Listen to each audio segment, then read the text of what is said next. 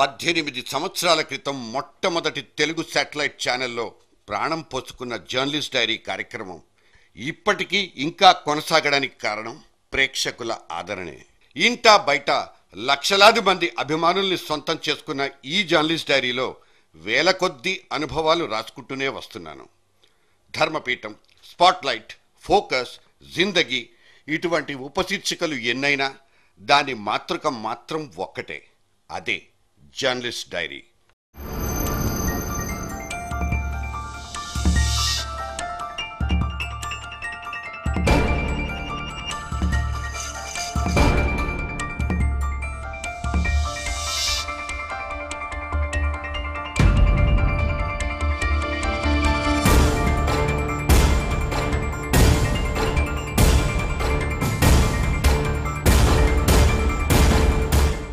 నిష్పక్షపాతంగా, నిర్భయంగా, నిస్సంకోచంగా ఒక నిర్మాణాత్మకమైన టీవీ ప్రోగ్రాం ఎందుకు ఉండకూడదనే ఒకే ఒక్క ఆలోచనతో ఉద్భవించిన ఈ కార్యక్రమం ఇన్నేళ్ల పాటు రకరకాల వేదికల మీద నుంచి ప్రసారమైన చిన్న చిన్న అవాంతరాలతో పడుతూ లేస్తున్నా నా జర్నలిజపు ప్రయాణాన్ని ఆగిపోనివ్వకుండా చేయూతనిచ్చి తిరిగి కొనసాగింపు పర్వానికి తెరలేపిన ఆప్తమిత్రుడు రవిప్రకాష్ నేతృత్వంలో నిర్వహిస్తున్న టీవీ9, టీవీ1 సంస్థల వేదిక మీద నుంచి ఇది నా 500th ఎపిసోడ్.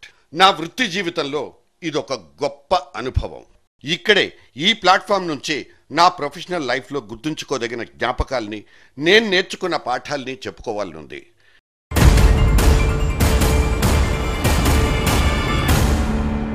జర్నలిస్టు డైరీ కార్యక్రమం గత 18 సంవత్సరాలుగా నిరంతరాయంగా కొనసాగుతుంది. సతీష్ బాబు నాకు 18 సంవత్సరాల మిత్రుడు.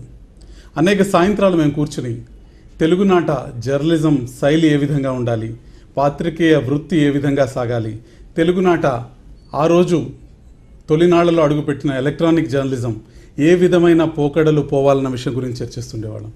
టీవీ9 ప్రారంభాన్ని కూడా సతీష్ బాబుతో ఆ రోజు చేసిన చర్చలు ఉపకరించాయని చెప్పొచ్చు. తెలుగు వాడిలో ఎంతో కొంత చైతన్యాన్ని రగిల్చటానికి జర్నలిస్ట్ డైరీ ఉపకరించాలని నేను అనుకుంటున్నాను. మంచి గతమున కొంచెమేనో అన్నాడు మహాకవి. మంచి రేపటి కోసం, వెలుగులు విరజిమ్మే రేపటి కోసం మనం ముందుకు అడుగులు వేయాలని జర్నలిస్ట్ డైరీ కార్యక్రమం మనకి దిక్సూచిగా నిలవాలి, దారి చూపించాలని ఆశిస్తూ ధన్యవాదాలు. ఇవే కడప, కర్నూలు జిల్లా సరిహద్దుల్లో ఉండే సుగాలి తాండాలు.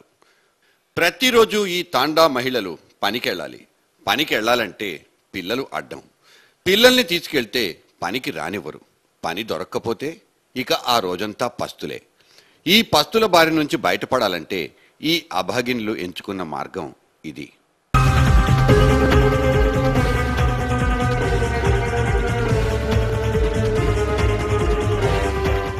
పసిపిల్లలకు ఇప్పసారాను కలిపి ఉగ్గుపాలతో పట్టించి మరీ పనికెళ్తారు.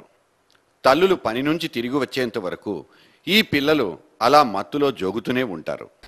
మేము సుగాలలో సారు. మేము పొద్దున్నే లేస్తాము, పనులకి వెళ్ళిపోతాము.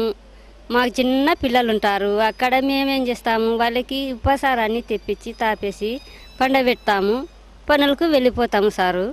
ఇలా ఉగ్గుపాలు కలిపిన ఇప్పసారా మత్తులో పెరిగి పెద్దయి 10 ఏళ్ల ప్రాయానికి ఎదిగేసరికి ఈ భూమి మీద సరిగ్గా నిలబడలేని దౌర్భాగ్యం ఇక్కడి తాండా పిల్లలది. పేదరికానికి ఇటువంటి పార్శ్వం కూడా ఉందని ఈ వార్తా కథనాన్ని దృశ్య రూపంలో బంధించేదాకా మాకు కూడా తెలియదు. What a PT.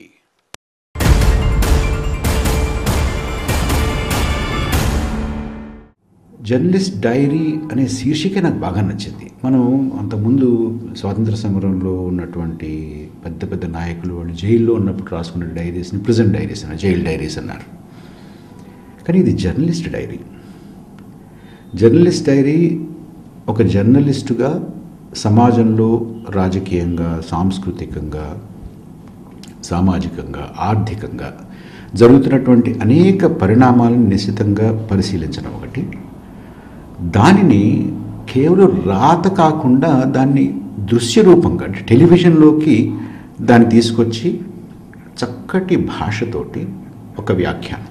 వాంగ్మయంలో ఒక సంప్రదాయం ఉంది, కుకవి నింద సుకవి స్తుతి అని. మనం కుకవి నింద చేయకపోయినా సుకవి స్తుతి తప్పకుండా చేసుకోవాలి. అంటే మంచి కార్యక్రమాలని మంచిగా ఉన్నాయి, బాగున్నాయి అనేటటువంటి మాట మనం పదే పదే చెబుతూ ఉంటే ఈ మంచి కార్యక్రమం చేసేటటువంటి వారికి స్ఫూర్తిదాయకంగా ఉంటుంది. ఇలాంటి మంచి కార్యక్రమం చేస్తే సమాజం మెచ్చుకుంటుంది అనేటటువంటి ప్రేరణ మిగతా వారికి కలుగుతుంది. మన ప్రభుత్వాసుపత్రుల పనితీరు ఎప్పుడు మారుతుందో తెలియదు. 18 సంవత్సరాల క్రితం జర్నలిస్ట్ డైరీ గాంధీ ఆసుపత్రిలో అడుగుపెట్టినప్పుడు అక్కడో గ్రామీణ మహిళ తన కొడుకుతో కెమెరా కంటపడింది. 6 నెలలున్న ఈ మహిళ కొడుకు ఈ ఆసుపత్రిలోనే పుట్టాడు. అయితే పేగులు మాత్రం బయటే ఉండిపోయాయి. 6 నెలల తర్వాత వస్తే ఆపరేషన్ చేసి సరిచేస్తామన్నారు డాక్టర్లు. ఆమె వచ్చింది, కానీ పుట్టిన కాగితం అనబడే బర్త్ సర్టిఫికేట్ తీసుకురాలేదామె. ఎక్కడో పోగొట్టుకుంది. ఈ ఒక్క నెపం చాలు డాక్టర్లకు ఆ పిల్లాడికి చికిత్స నిరాకరించడానికి. అంతే, ఆమెను బయటకు తోసేశారు. ఇవాళ గాంధీ ఆసుపత్రి చిరునామా మారింది, విశాలమైన ప్రాంగణంలోకి మారింది. కానీ రోగుల పట్ల, చికిత్స అందించే తీరుతెన్నుల పట్ల డాక్టర్లు, అధికారుల ఆలోచనలు ఎంత మారాయో మీరే చెప్పాలి.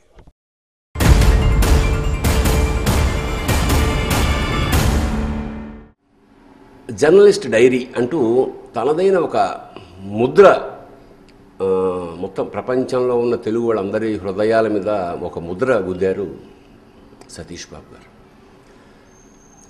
సమాజంలో ఉండే లోపాలని, దోషాల్ని ఎత్తి చూపిస్తూ వ్యంగ్య బాణాలు సంధిస్తూ దాదాపు ఒక 500 ఎపిసోడ్లు ఇప్పటి వరకు రన్ చేశారంటే అది చాలా పెద్ద విజయం, గొప్ప విజయం, ముఖ్యంగా సాంస్కృతిక పరంగా. ఎందుకంటే ఖండాంతరాల్లో కూడా సతీష్ బాబు గారికి అభిమానులు ఉన్నారు. ముఖ్యంగా ఆయన గళానికి, ఆయన కళానికి చాలా చాలా సందర్భాల్లో నేను కూడా చాలా ఎపిసోడ్స్ నేను చూశాను. ఒక తెలియని ఒక విద్యుత్ ఉంది. అంటే అది ఎపిసోడ్ అయిపోగానే నిజమే కదా, ఇంత దుర్మార్గం జరుగుతుంది కదా, మనం ఏమీ చేయలేకపోతున్నాం, అచేతనంగా ఉండిపోతున్నాం ఏమిటి అని.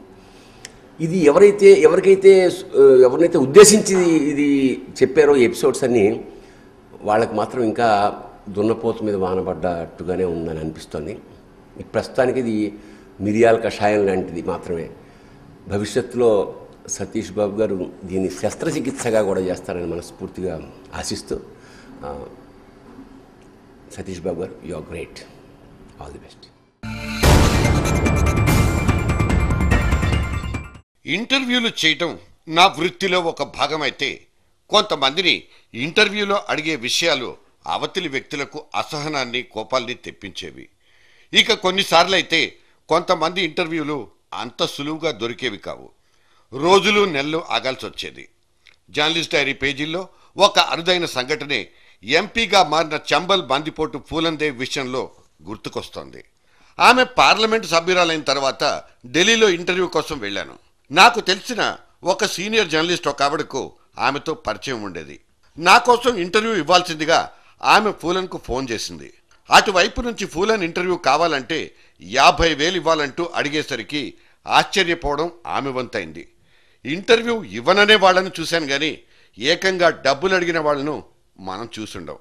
మొండిగా ఆమె ఇంటి ముందు 2 గంటల పాటు నిలబడి ఒక్క పైసా ఇవ్వకుండానే ఆమెను ఇంటర్వ్యూకి ఒప్పించాను. అందులో భాగంగా ఆమె ఆంధ్రప్రదేశ్లో నక్సలైట్ల గురించి ఏం చెప్పారో చూడండి. देखो हम भी पहले सोचते थे कि हर एक काम बंदूक से नहीं होता है, पर जब इलेक्शन में हमने देखा कि इतना बुरी तरह का अत्याचार, ये ठाकुर ब्राह्मण इतना ज़्यादा अत्याचार फैलाते हैं, तो मेरे की भी सोच में ऐसा आया कि नक्सलाइट जो भी करते हैं ठीक करते हैं.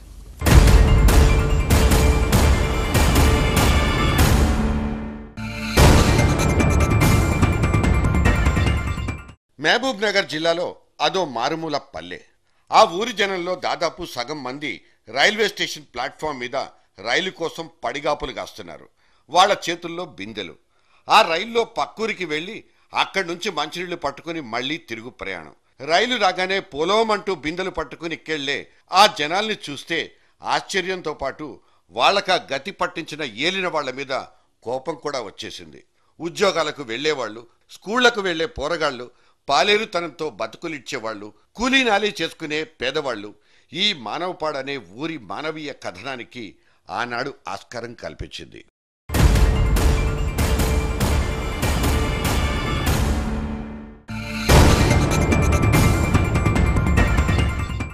రాష్ట్ర రాజకీయాల్లో 30 సంవత్సరాల పాటు వైఎస్ రాజశేఖర రెడ్డిది ఒక విశిష్టమైన అధ్యాయం.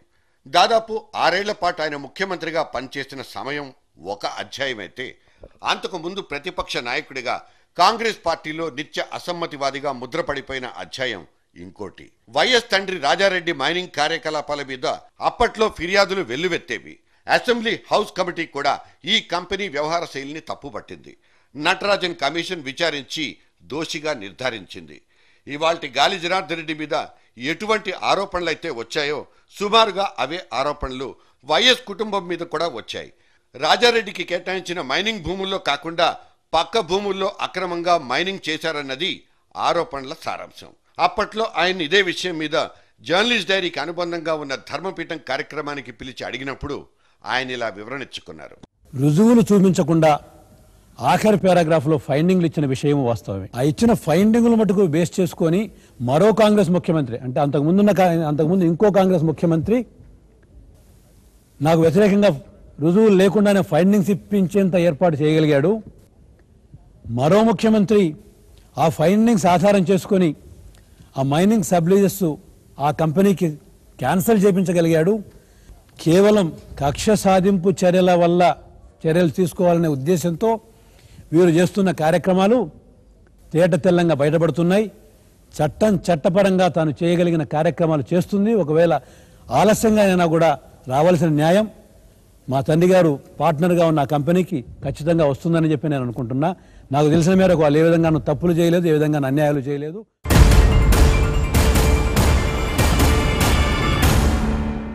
నేను ఒక స్ట్రాంగ్ ఫ్యాన్ సతీష్ బాబుకి. నా సిటీ కేబుల్ డేస్ నుంచి జర్నలిస్ట్ డైరీ మీద ఇంట్రెస్ట్ రెగ్యులర్గా చూస్తుండేవాడిని, అబ్జర్వ్ చేస్తుండేవాడిని, ఆయనతో అప్పుడప్పుడు డిస్కస్ చేస్తూ ఉండేవాడిని. తర్వాత మా టీవీ స్టార్ట్ అయినప్పుడు ఆయన్ని ప్రత్యేకంగా మాకు జర్నలిస్ట్ డైరీ అన్నది ఒక యూఎస్పీ కింద మాకు ఇది కావాలి, ఈ ప్రోగ్రామ్ కావాలి అనేసి సతీష్ బాబు గారిని రిక్వెస్ట్ చేసుకొని ఆయనతో మాట్లాడి కార్యక్రమం మా టీవీలో కూడా పెట్టడం జరిగింది. అది మా సక్సెస్ఫుల్ ప్రోగ్రామ్స్లో జర్నలిస్ట్ డైరీ కూడా ఒకటి.